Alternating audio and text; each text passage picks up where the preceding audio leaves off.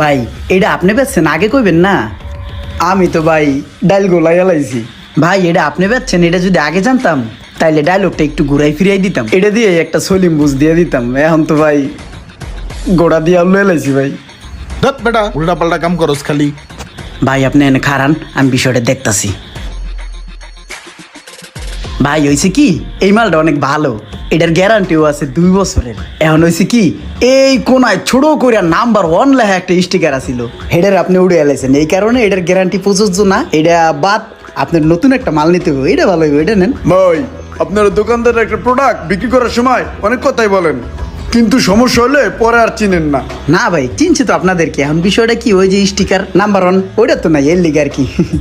না ফাও কামে ওরা দোকানে বয় রাখলে একটা না একটা গেঞ্জাম লাগায়, ওরা আর দোকানে বন যাবো না, আজকেই লাত্তি দেখে দাম।